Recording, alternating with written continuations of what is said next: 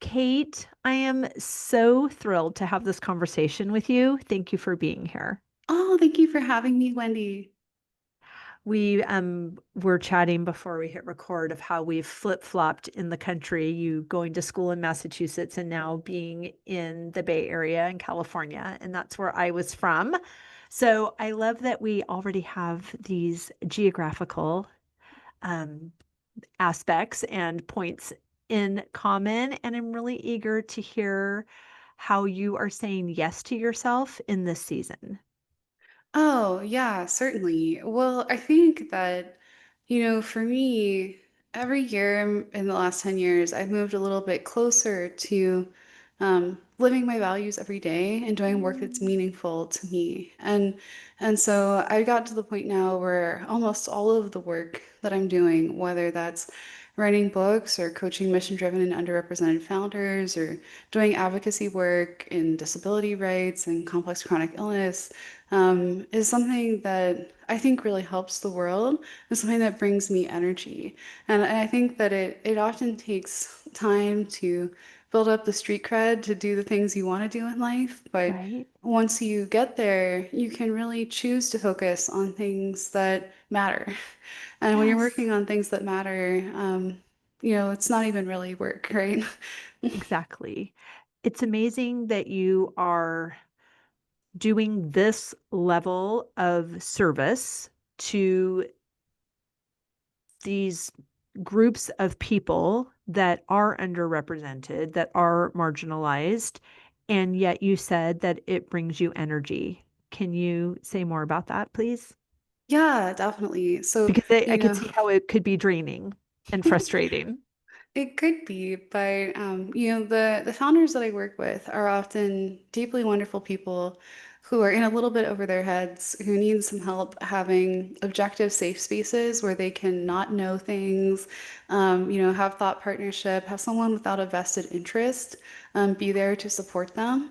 And I find that by kind of giving them a safe container to trust and grow and learn, it's what helps them be able to do that for others. And so to know that the effects amplify helps a lot. And then, as someone who myself has a lot of different disabilities and has dealt with a lot of really challenging work environments, I think that knowing that I can take skills that I learned in adverse places and turn them into something that helps other people deal better in adverse situations makes all the hardship kind of feel worth it.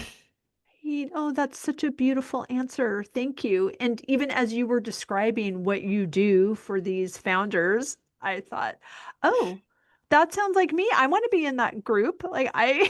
There is something so powerful about holding space for people that just gives them the boost that they need to get to that next solution or open up that next idea because you are, as you said, you're vested in them professionally, but not so closely vested that they feel like they can't be vulnerable or authentic with you. And it's sometimes in just that feeling of safety that unlocks the next solution or the next idea that bolsters them.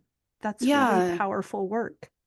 I think it's really important because a lot of people don't realize how pushed around leaders are. And they think, oh, a CEO is all powerful, yada, yada. But basically, everyone in a CEO's life is pushing them in a certain direction. Their investors want things, their board wants things, their vendors want things, their employees want things.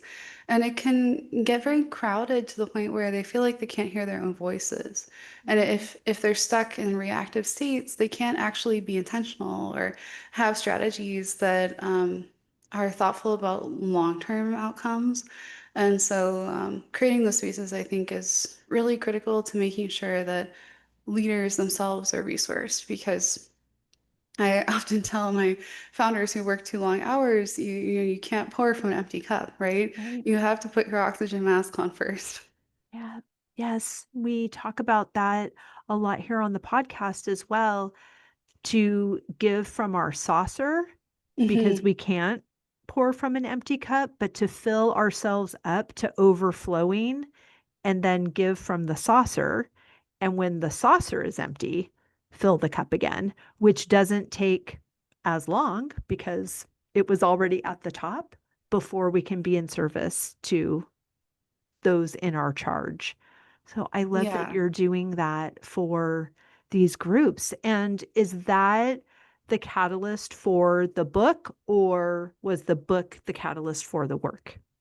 Yeah, so I had wanted to be in the coaching space for quite a long time, and that's something I started working towards, gosh, almost 10 years ago. And I didn't know what ended up being my full-time thing, but um, it was probably February of this year when I noticed that my clients and my peers in Silicon Valley were having a really hard time. They were starting to spin out, they were freezing, they were overwhelmed, they were panicking, kind of about the sea change we were seeing in leadership in Silicon Valley and public sector, social sector, and so on.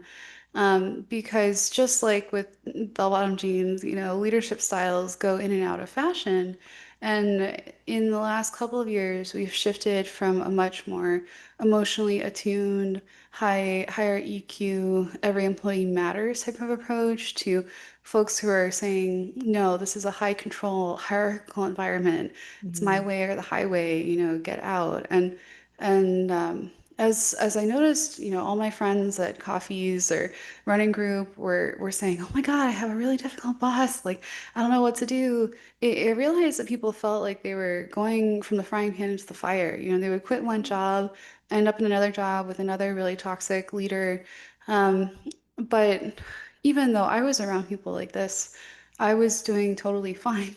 And it was at that point that I realized I had a toolkit that most of the people Mhm. don't have. And so I was like, oh no, I better write something as fast as possible to help give people the skills that they need in order to thrive in the face of this new type of leadership.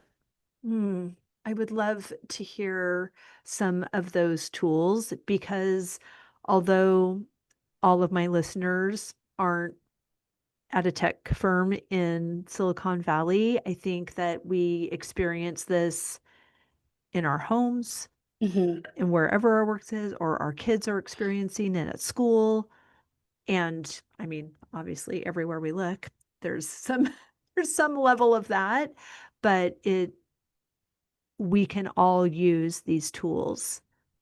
Yeah, definitely. So these types of tools are not just for people in tech. Any place where there's a power dynamic, there's a chance that someone's going to abuse it, whether it's a schoolyard bully or a difficult spouse or someone who's in the PTA at your kid's school with you. Mhm. There's a lot of behavior out there right now that is more capricious and high Yeah. control and less in tune with how their behavior impacts other people.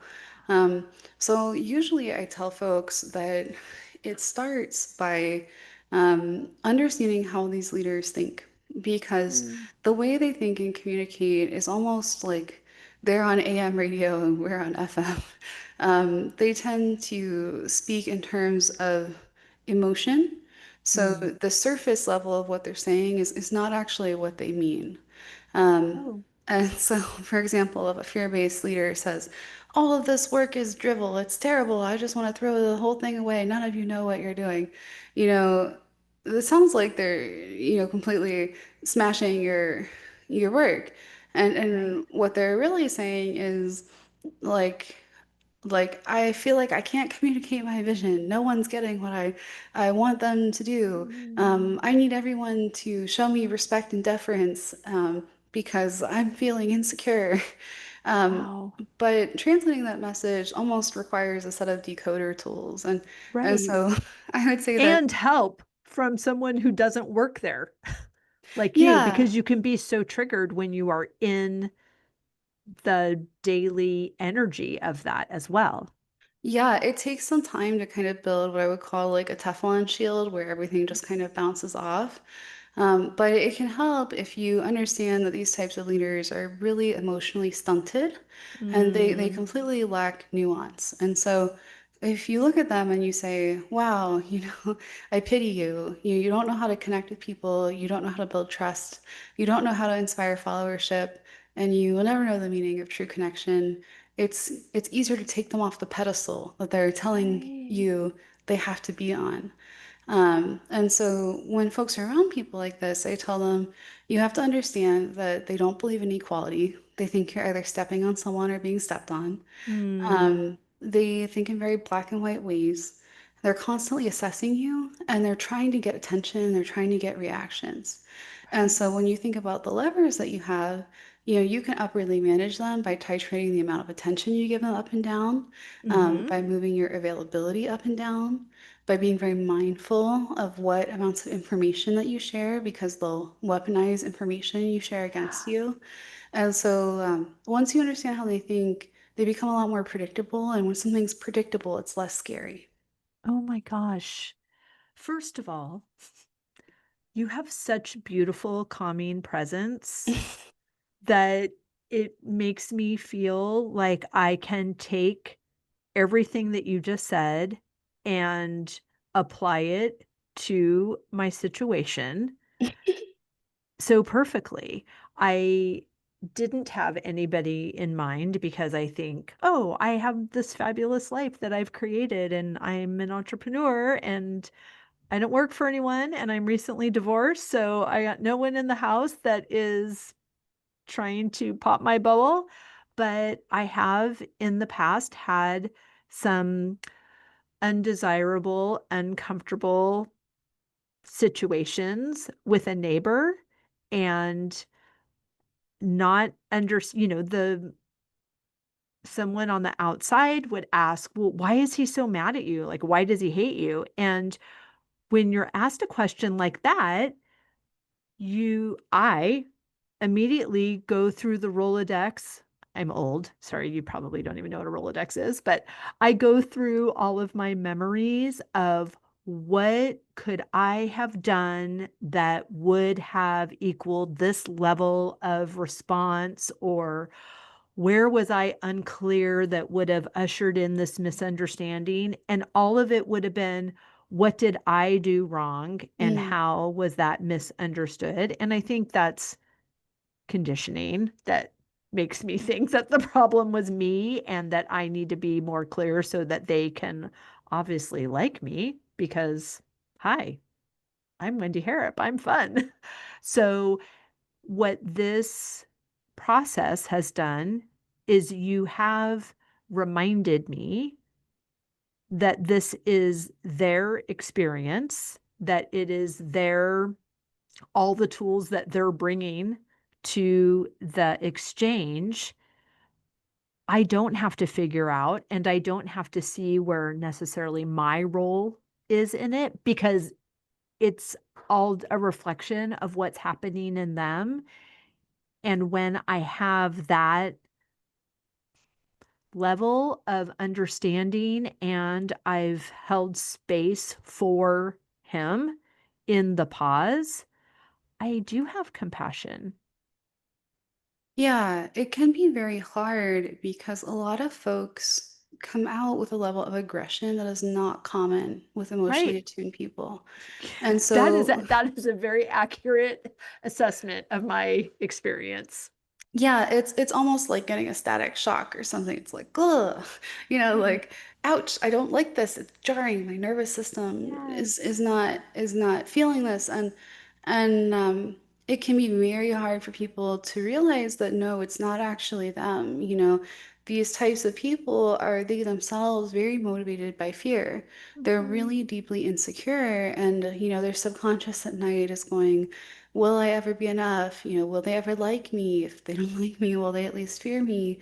And because that's what gets them out of bed in the morning, it's what they use to motivate others. Do this right now or I'll Mm. stomp on you, or, get Yeah. out of my way, rah, rah, rah. But it's almost like posturing, like think like a gorilla pounding its chest. Like, Right. and if you can see past the posturing, there's actually a really wounded person under there. Mhm. Yes. So how did you get so good at this? Well, I've spent the majority of my life around people like this. And while I wouldn't recommend that to anyone, Right? um, both of my parents were fear-based people. And Mm, I grew up in a very authoritarian, top-down, rigid, kind of cruelty-based household. mm, And I learned pretty young that if I wanted to protect the things that mattered to me, seeing friends, getting to school, getting medical care, I had to learn both de-escalation tactics, um, and how to kind of predict and then run circles around people who are deeply capricious and really top down. And mm, so I kind of said, okay, well, all this is really important. I'm going to essentially try and try and try and try every day until I figure out what works. And so I kind of had a playbook for how to manage difficult people like this. But then I was like, okay, I'm out in college, I'm free from this. I'm out in the business world, I'm free from this now. And what I found was that there are actually a lot of people like this out there in the big world, wow. Right. not just in, difficult or abusive families. And so that's where I started really professionalizing and refining my toolkit.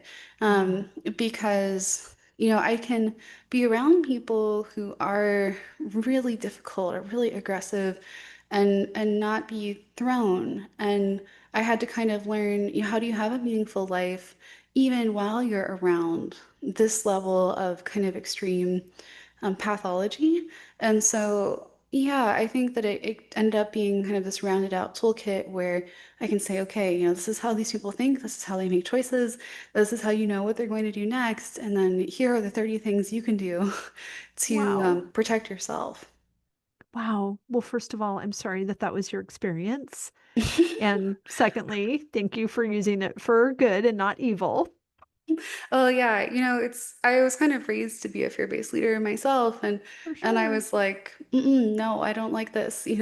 When I was just out of college, I noticed that I had missed a lot of what I call kindergarten skills, Okay. which, like, if you grow up around families that use dominance and control rather than connection, you don't learn, how do you make friends? How do you apologize? How do you build trust? And so I spent several years like studying with different trauma therapists to build my own, healthy person toolkit. I called it the remedial people school. Um, but Great. but I want people to know that even if you come from places like this, there is another way, and it doesn't have to be your long-term way of being.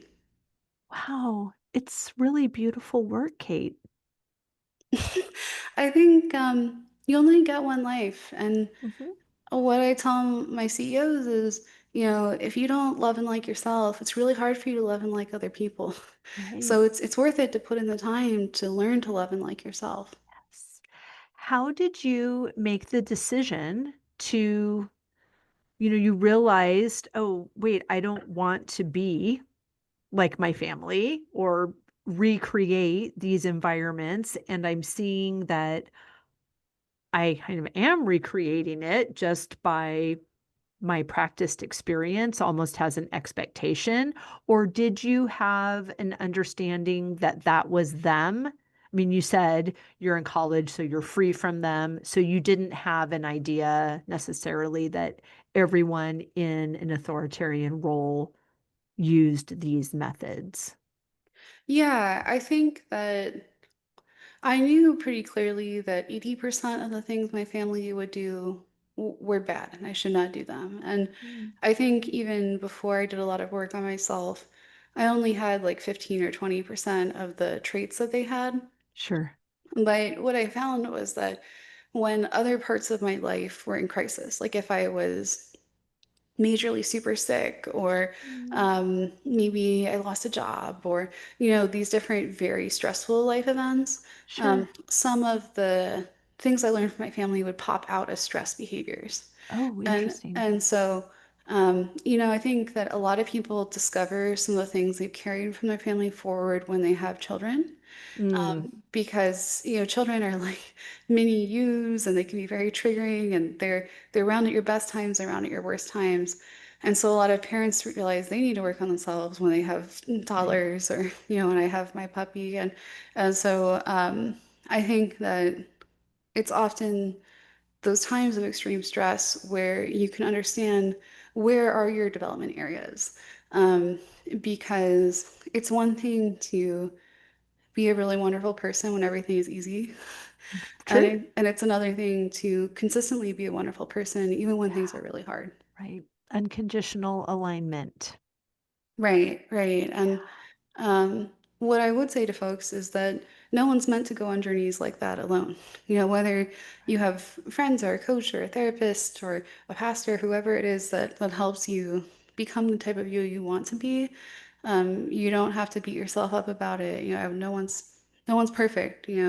I often say to my employees, I don't know most things about most things, and I never will. And so it's okay to not be there yet if you're not there yet. Right.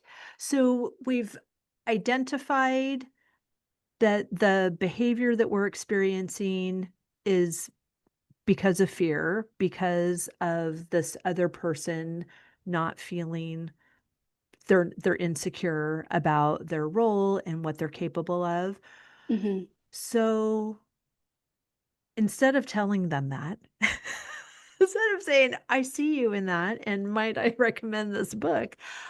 What are some ways that in the workplace we can respond without losing ourselves? And then do you feel that whatever that answer is can also be applied in our homes or in our neighborhoods or again with the PTA situation? I Yeah, would love to so hear your thoughts. these skills are absolutely universal. Yeah, You could water them down for your kids and teach them how to deal with bullies on the playground. yeah. But with adults, I think that the most important things to remember are if someone is not a safe person, do not bring all of yourself around them. Mm. Often I will suggest breadcrumbing, which means throwing out a couple of tidbits or ideas about yourself and seeing if someone responds negatively or positively to test the waters of whether something is safe. But if you have a fear-based leader in your home or in your work, you shouldn't say even things like, "Oh, I'm so excited to go to my kid's Little League game," because they'll make you work through the game, Mm. or "Wow, like I can't wait to have Christmas holidays." It's just like Christmas Carol will make you work through the holidays, and Right. and so you have to understand that to protect yourself, you have to be mindful and aware of what you're sharing, and Mm. then you have to think very carefully about what types of feedback, especially nonverbal feedback, you're giving leaders like this. And so I will often tell people if a leader is picking on folks, make yourself as boring as possible to pick on. Pretend you're in an inert part of the landscape, like a gray rock or something. If you kick a rock, nothing happens. So someone will probably go kick Mm. something else that's more interesting to kick. So be mindful of the type of reactions you're giving. Practice having a poker face, be neutral, bland, um, warm as possible. And then try to remember with the fear-based leaders that there's a human underneath. And they're often emotionally more like 2 to 8 years old, even if their body age is Mm. 50. And Mhm. so, if you see them having a tantrum like a 2-year-old, you know, Mhm. you have to meet them where they're at. Offer breaks, bring snacks, distract them, things like that. If you notice that they are having a really hard time with their own big emotions, maybe they're blowing up at you, you have to do the same thing that you would do to co-regulate almost with a kid, where you say, I see how mad you are. That sounds really hard. No one is getting it, are they? You really feel like you're surrounded by fools. Yikes, I can get why that would be so difficult. And oftentimes, these very big, blustery players will relax as soon as someone is able to acknowledge and join them in their emotion. And so, my book is full of kind of different types of tips like that, but it really is something that's easily learnable Good. because they don't have. They don't have more than 20 different things they try. If you learn the different Okay. things they're going to try, you can learn to kind of dodge, meet them where they are. And do they, in your experience, respond like, do they know what you're doing when you're speaking to them like because obviously I'm a mom, I know what it's like, and I know, and if I spoke like that to my neighbor, Like, would he realize what I'm doing and become more angry, or are they just so in it that they don't know that that's a tactic that we are ninjas at if we're moms? Yeah, so you have to be careful about like tone of voice. You can't use Sure, like baby right. talk, Mhm. but I think that the way I would think about it is in business or in improv, there's something called yes Yes. and like a leader will respond to someone who is saying yes and yeah, you are so mad. Yeah, it is so hard. Man, I didn't realize you were going through that. Like they will kind of tune in that someone is helping them. And while you don't want to build them up and make them matter, I have found that, having a gentle, warm, neutral tone where even if they're having big emotions, you're not having big emotions back, um, most of the time will help them feel heard.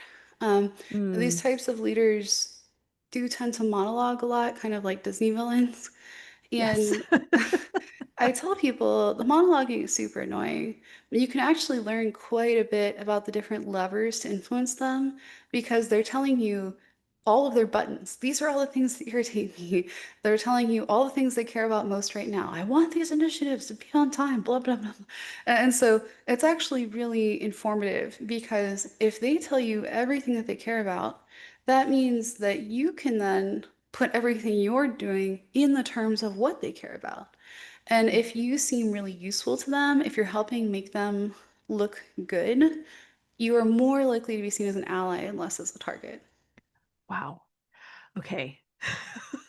So this is so fascinating. And once you've figured out how to do that, like at what point does this become, okay, now I'm going to HR or now I'm leaving this there's something about having tools and using tools, and then does that mean I have to stay? Does that mean that, like, this behavior is clearly okay because you still get to be the boss of this place? And, like, how how do we navigate then that part? Their behavior is never okay. And if you can leave, you always should. Yeah. I was trained in Aikido as a martial art, partially to protect myself from my parents. And with My Aikido, gosh, I'm hugging you. You're a um, total badass, and I'm yeah, sorry well, that happened.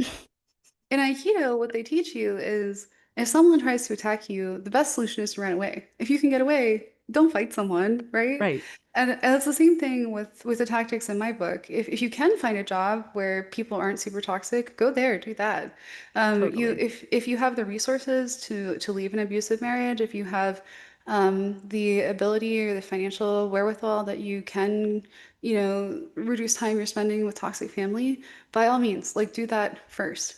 Yeah. My book is only for people who cannot leave, Mm, and or who have some contact with folks like this, but maybe it's not all the time, right.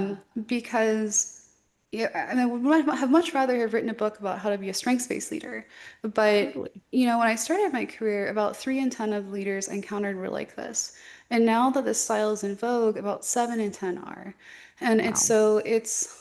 it's when people are going into different workplaces and they are all different flavors of awful, where it's Mhm. like, ooh, okay, the market has changed. That means that you have to learn how to protect yourself because the environments themselves are just increasingly hostile. Hmm. I'm sorry to hear that too. Yeah, it's really unfortunate. And there are certainly good bastions of places where people can go. Certainly, we're seeing Gen Z or millennials starting a lot of their own businesses For so that sure. they're their own bosses. But there are a lot of people who need a steady paycheck or need health insurance or they don't have the same freedoms to say, "Mm-mm, no, I'm getting out of here." And so it's in those cases where you can say, all right, how do I have a really good life anyway? Yeah. Wow. Well, thank you for writing this book and living the experience that gave you all of those tools. Yeah, I think sometimes going through adversity gives you ways to create meaning. Um, Totally. and if I can learn from all the things that have happened to me in my life and help other people learn to deal with hard things, then I don't mind so much. Yeah.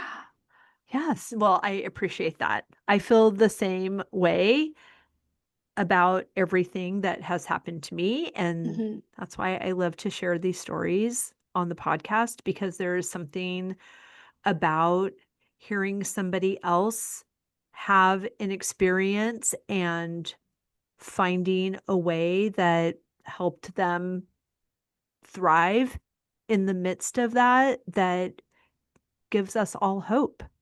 Yeah, certainly. I think a lot about Viktor Frankl, who wrote, Man's Search for Meaning, a Holocaust survivor, saying, life is meaningful, and out of darkness there can come light. And Right. when I think about my writing, I think often about trying to hold a light on a path for others. They can choose to walk Yes. it, they maybe not, but I will hold the light so they can see where they're going if they want to go there.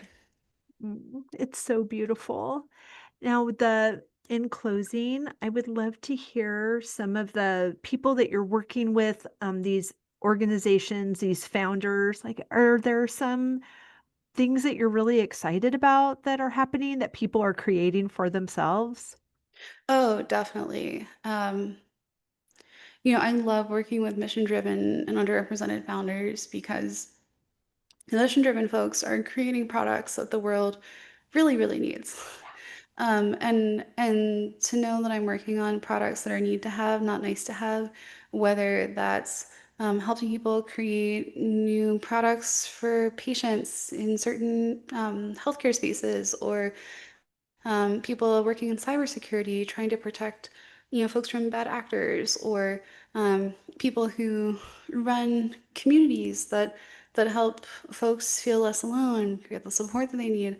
All of that is really cool. And then the underrepresented founders, I love working with because oftentimes they see problems the rest of the world doesn't see because their Mm, vantage point is different. They see right. different pain points and they kind of know what the world needs, especially underserved populations need, but they often need help getting a foot in the door, right? Mm, And so, when I work with them, and it's oftentimes I'm helping them fundraise or pitch, I'm helping connect them to investors who have hearts, or mm, lawyers who will look out for their best interests, and yeah, different vendors who will be able to support them. Maybe they didn't know that type of vendor even existed. And so right. um, I kind of think of myself as downside risk insurance plus like a teacher and Matchmaker. guide. Yeah, I help make sure that they don't make a lot of the most common startup errors while Right. also helping them grow. That's exciting, life-giving work, It is. And, being a solopreneur, there's obviously ups and downs, but I wouldn't trade it, right? yep. Because being able to be really objective and being able to follow my own values in the work I do is really helpful. It's so beautiful, and you have lived similar experiences, and you have created tools, so you have a knowledge base and an understanding base to be in service to them, but you're also, like you said before, objective. You're removed from the cloudiness of their experience so you can see clearly what solutions are available to them and then give them the support to take steps toward those things Yeah, definitely. Because at the end of the day, like life is a journey. We're not meant to walk it alone. for sure. It's much more fun with a friend. I agree. Well, I have loved this conversation, Kate. Thank you so much. Please tell everyone where they can find and follow you and how they can get the book. Definitely. So my book is available wherever books are sold on Amazon, Barnes& and Noble. You can follow me on LinkedIn or Instagram at Kate Unbreakable Lowry, or on Substack at katelowry.substack.com. Fantastic. We will link everything down in the show notes. Thank you so much for your time. I appreciate you. Oh, my pleasure. Thank you, Wendy.